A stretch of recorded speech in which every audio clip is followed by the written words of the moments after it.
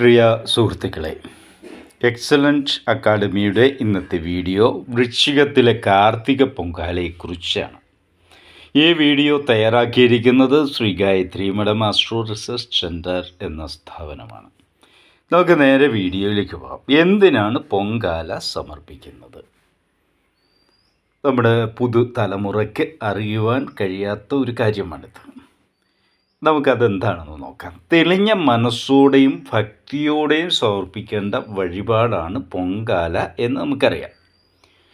ഇതിനെന്തൊക്കെയാണ് നമുക്ക് വ്രതശുദ്ധി, ശരീരശുദ്ധി, മനഃശുദ്ധി, വാക്ശുദ്ധി, കർമ്മശുദ്ധി, ഇത് പൊങ്കാല സമർപ്പണത്തിന് പ്രധാനമാണ്. തിളച്ചു മറിയുക എന്നാണ് പൊങ്കാല എന്ന വാക്കിനർത്ഥം. തിളച്ചു മറിഞ്ഞ് തൂവുമ്പോഴാണ് പൊങ്കാല സമർപ്പണം പൂർണ്ണമാവുക. സൂര്യനെ സാക്ഷിയാക്കി അമ്മയ്ക്ക് സമർപ്പിക്കുന്നതാണ് പൊങ്കാല. പുതിയ മൺകലം സൂര്യ തേജസ്സിനെ സൂചിപ്പിക്കുന്നു. അതിനാൽ പുതിയ മൺകലം തന്നെ പൊങ്കാലയ്ക്ക് ഉപയോഗിക്കണം. പൊങ്കാല സമർപ്പിച്ച് ദേവിയോട് ഉള്ളു തുറന്ന് പ്രാർത്ഥിച്ചാൽ ജീവിതത്തിൽ ഐശ്വര്യം ഉറപ്പാണ് എന്നാണ് പരമ്പരാഗതമായ വിശ്വാസം.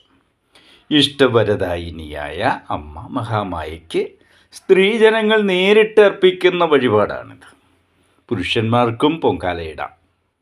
വൃശ്ചിക മാസത്തിലെ കാർത്തിക നാളിലാണ് ദേവിക്ക് പൊങ്കാല സമർപ്പണം നടത്തുന്നത്. ആദിപരാശക്തിയുടെ മാതൃഭാവമായ ദേവിക്ക് പൊങ്കാല സമർപ്പിക്കുമ്പോൾ ബാഹ്യ ശുദ്ധിയോടൊപ്പം ആന്തരിക ശുദ്ധിയും പ്രധാനമാണ്. ഗണപതി പ്രീതി വരുത്തി പൊങ്കാല നിവേദ്യം തയ്യാറാക്കാൻ തുടങ്ങുന്നത് മുതൽ സമർപ്പിക്കുന്നതുവരെ മനസ്സിൽ ദേവീഭാവത്തെ ഉണർത്തിയെടുത്ത് ഭക്തിയോടും ശുദ്ധിയോടും ശ്രദ്ധയോടും കൂടി ദേവീനാമങ്ങൾ ജപിക്കുക. പൊങ്കാല ഇടാൻ സാധിക്കാത്തവർ അന്നേ ദിവസം വ്രതശുദ്ധിയോടുകൂടി ക്ഷേത്ര ദർശനം നടത്തുന്നതും തിരുനടയിൽ ദേവീനാമങ്ങൾ ജപിക്കുന്നതും ദേവീപ്രീതികരമാണ്. ജാതകദോഷം, ഗ്രഹപ്പിഴദോഷം, അതികഠിനമായ ദുഃഖ ദുരിതങ്ങൾ എന്നിവ അനുഭവിക്കുന്നവർ ഭഗവതിക്ക് വ്രതശുദ്ധിയോടുകൂടി പൊങ്കാലയർപ്പിച്ച് അടുത്ത വൃശ്ചിക മാസം വരെ എല്ലാ മാസത്തെയും കാർത്തിക നാളിൽ ക്ഷേത്ര ദർശനം നടത്തി ദേവിക്ക് നെയ്വിളക്കും തിരുമുൽക്കാഴ്ച സമർപ്പണവും നടത്തി വരികയും അടുത്ത വൃശ്ചികക്കാർത്തേക്ക് പൊങ്കാല സമർപ്പിച്ച് പൊങ്കാല സമർപ്പണം പൂർത്തിയാക്കുകയും ചെയ്യാം. ഇങ്ങനെ ചെയ്താൽ അവരുടെ ജീവിതത്തിൽ വളരെയധികം മാറ്റങ്ങൾ ഉണ്ടാകുന്നതാണ്. ക്ഷേത്രത്തിൽ നിന്നുള്ള നിർദ്ദേശം അനുസരിച്ച് വേണം ഈ സുപ്രധാന വഴിപാടുകൾ നടത്തേണ്ടത്.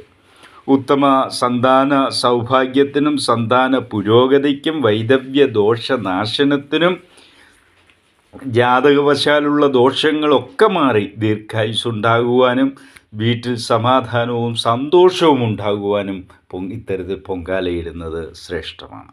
വ്രതശുദ്ധിയുടെ നിറവാണ് പൊങ്കാല സമർപ്പണം. മനസ്സും ശരീരവും ദേവിയിൽ അർപ്പിച്ച് ഭക്തിയോടുകൂടിയാണ് പൊങ്കാല അർപ്പിക്കേണ്ടത്. ഇഷ്ടവരം നേടുന്നതിനും ആയുരാരോഗ്യ സൗഖ്യത്തിനുമായി തികഞ്ഞ വ്രതശുദ്ധിയോടെ പൊങ്കാല സമർപ്പണം നടത്തണമെന്നത് പാരമ്പര്യമായി വരുന്ന സങ്കല്പമാണ്. ഇഷ്ടകാര്യസിദ്ധികൾക്കായി പൊങ്കാല സമർപ്പണം നടത്തുന്നവർ എല്ലാ ലൗകിക ചിന്തകളും ഉപേക്ഷിച്ച് ദേവീസന്നിധിയിൽ നാമജപത്തോടുകൂടി മനസ്സർപ്പിച്ചു വേണം പൊങ്കാല ഇടുവാൻ. ദമ്പതികൾ ഒരുമിച്ച് വ്രതം നോക്കുന്നതും ഒരുമിച്ച് ക്ഷേത്ര ദർശനം നടത്തി പൊങ്കാല സമർപ്പണം നടത്തുന്നതും ശ്രേയസ്കരമാണ്.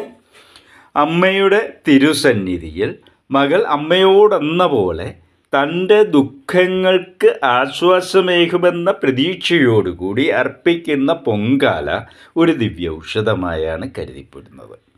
നല്ല മനസ്സോടെ ഭക്തിപൂർവം ദേവിക്ക് പൊങ്കാല സമർപ്പിച്ച് പ്രാർത്ഥിച്ചാൽ സർവ്വ ഐശ്വര്യങ്ങൾ ജീവിതത്തിൽ ഉണ്ടാകുമെന്ന് വിശ്വസിക്കുന്നു. ഈ വീഡിയോ എല്ലാവർക്കും ഉപകാരപ്രദമായി എന്ന് വിശ്വസിക്കുന്നു. ഇത് സംബന്ധിച്ചോ നിങ്ങളുടെ ജാതക സംബന്ധമായ കാര്യങ്ങളെക്കുറിച്ചോ വിശദമായി അറിയുന്നതിന് ഞങ്ങൾക്ക് വാട്സാപ്പ് ചെയ്യുക. നന്ദി, നമസ്കാരം.